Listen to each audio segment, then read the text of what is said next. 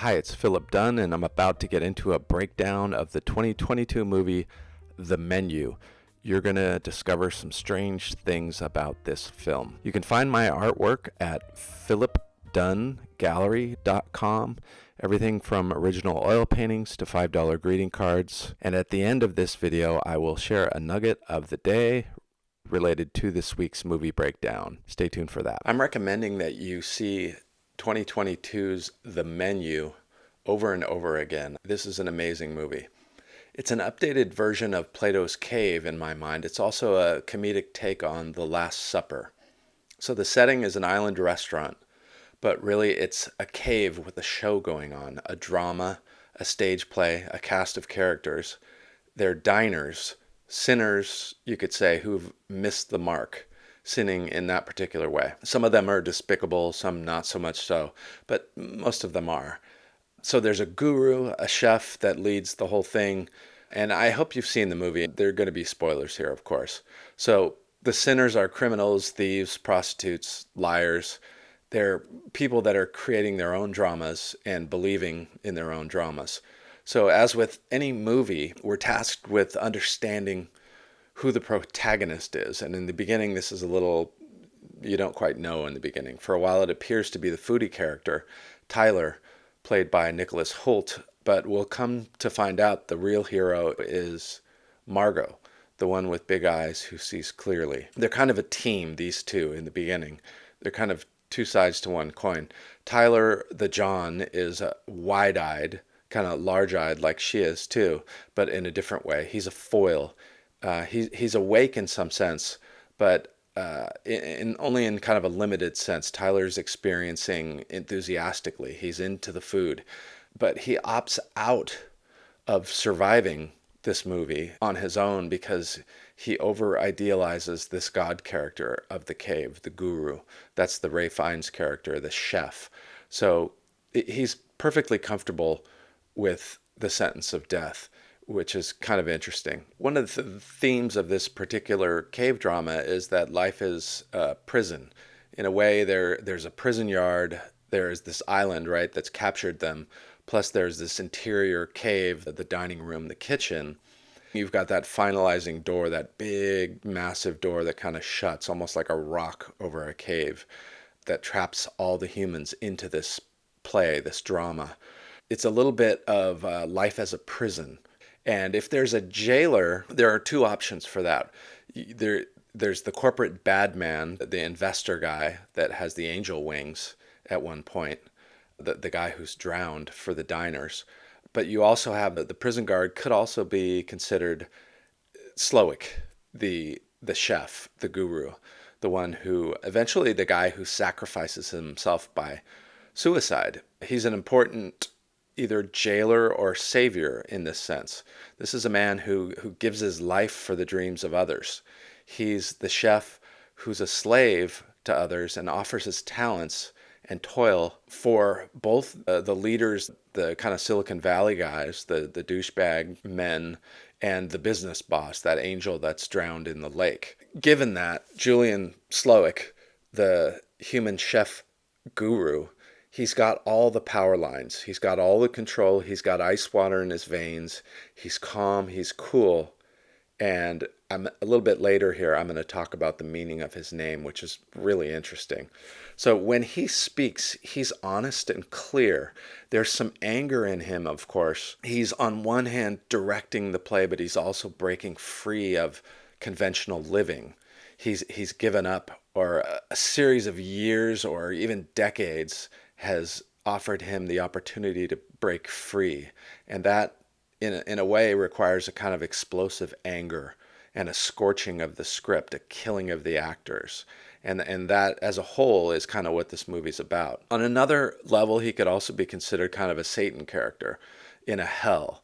We're going to talk more about that in the notes below, but I don't think he's really a Satan character.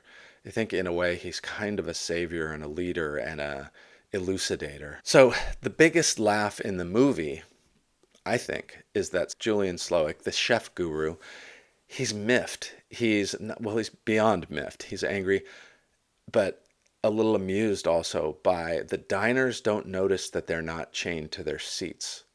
They're not detained. Nobody tries to leave in this movie. That, I think, is one of the most fascinating little nuggets of the movie and the script. And it's hinted at by the reviewer, the restaurant reviewer woman, who's just fantastic. All the diners, they're struggling with this drama and the stage play of the meal, but they don't realize they could just walk out of the kitchen. They can exit the theater or the cinema. These diners in the script can be considered takers. You know, there are the service workers, the chefs and the sous chefs and the prep cooks, the line cooks, and the chef himself. But then there are the takers. These are the egotists that are locked in the cave and they're involved in this drama. They're mostly driven by ego and hedonistic satisfaction, be that food, alcohol, or sex. The givers, or the kitchen crew, they seem to have given up their egos to serve the ego of the chef guru, the Julian Slowik character. Slowik, the guru, understands his own personal loss. He knows about ego and the futility of his creations. He understands fire, the burning down of ideas and roles and philosophies and achievements. Fire is so good at resetting. That's his deep understanding, how he's on a different level than the rest of the diners and even the sycophants or the chef help, the service workers that are following. You could say they're the followers of the guru. They're the ones that are speaking up in unison, yes, chef, throughout the movie. So the fate of the diners, the egotists, is to die by fire in the cave, to immolate in their chosen roles in a false theater of drama. And the whole drama has this guru cult sense to it, with the chef being the guru character and the diner enthusiast, Tyler, the John.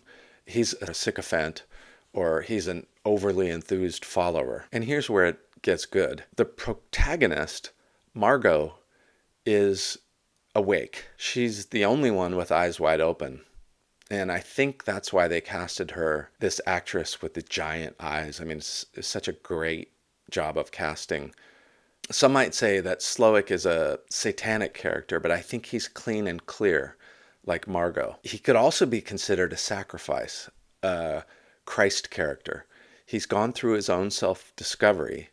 He used to enjoy making food for others in the service industry. And at some point in the movie, he asks the prostitute about this, the Margo character. She used to enjoy providing services too, but they're both kind of burned out. They're both at the end of their rope in different ways. Slowik is much further along, it seems, than she is, but she's catching up very quickly.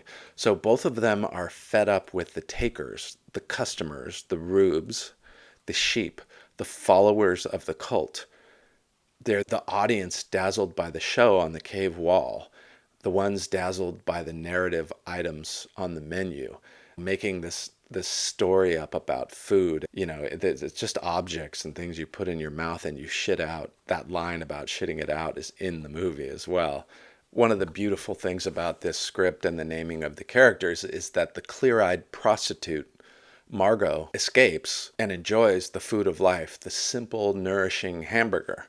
She escapes beyond the show on the cave walls, beyond the island, beyond the dock, and out into the ocean like Melville's Ahab in Moby Dick. And how about the meaning of her name? Margo. Ocean go to the ocean, to the sea, at sea. This is mar from Spanish and go from English. It's pretty genius. Her name changes from Margo to Erin, right? Margo is the fake name for her, but she's shed her characters, probably both of these, Margo and Erin. But Erin means peace, tranquility, comfort, harmony, which is kind of what she gains at the end when she gets the hamburger and she gets the boat and she gets to escape the island and gets out to freedom and liberation. So this is a genius movie, The Matrix for foodies. It's a prank. And along those lines, it makes you ask some questions. Questions that you might want to ask yourself is, who is your guru? Who's your chef, right? Who's your Julian Slowik? And who do you need to walk away from? What is your stage? Where is your freedom? And why not just walk out of the kitchen? Why not get out of the cave play and take the boat out past the stars? What kind of a boat would take you away from the screenplay that is your life? That's something to consider. Would it be surrender, a surrender boat, drug boat, breakthroughs? What kind of a breakthrough? A realization, an awakening, enlightenment? What even is enlightenment? Before I get to the final nugget of the day, the NOD, there are a few more notes to consider about the menu. Some of them are about names and choices in the scripts. All the characters have names of biblical importance. In the beginning of the movie, there are 12 disciples that board the boat and join the supper. That's kind of the Last Supper thing.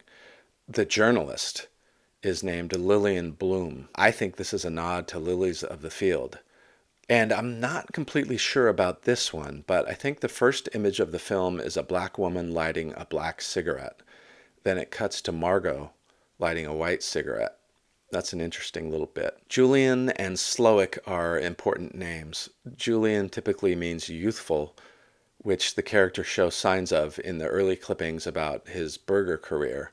But he's also got a wick that's burned slowly, Slowick. He burned himself. Some might say he burned out because his stupid customers exhausted him, but I think it's more than that. He's self-immolating. He's peeling back the layers of his own ego and slowly burning away the character that is himself. It's what a hellfire would do. So if you consider Chef Slowick a sacrificed Christ character, it's hilarious that his mother is in despair and she's drinking herself through the drama. Linda is the mother's name. In Spanish, Latin, that is beautiful or pretty. But in German, it's the name of the serpent, which I think makes much more sense in a biblical setting like this Last Supper scenario. And I am happy you made it this far. It's time for the nugget of the day. You are not required to stay. You are not required to stay. I think that's the big takeaway of this movie. You, as a watcher of the movie, right? You could think about if you left, it'd be hilarious and really meta if you thought this was a horrible movie and a piece of junk and you got out of the theater, just got up and left. That would have been hilarious.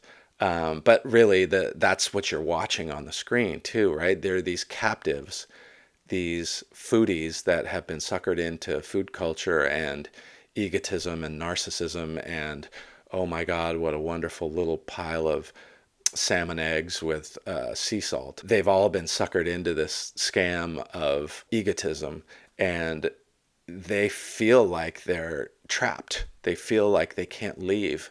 They feel like they're captors in a prison, but really, the ultimate nugget here is you are not required to stay. And none of those characters, none of those 12 disciples that were brought into this Last Supper nightmare of a meal, none of them were required to stay. There were no chains linking them to their chairs. The guy that got his pinky chopped off, there was no need for that to happen.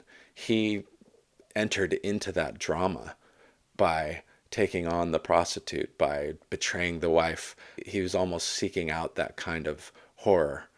And again, the nugget of the day, you are not required to stay. Thanks so much. Look me up at philipdunngallery.com, which is where my artwork resides. Everything from $3,500 original oil paintings to $5 greeting cards. Anyway, thanks for watching the video, and we will talk to you soon. Check out my video on Dream Scenario with Nicolas Cage also. That's a really good one.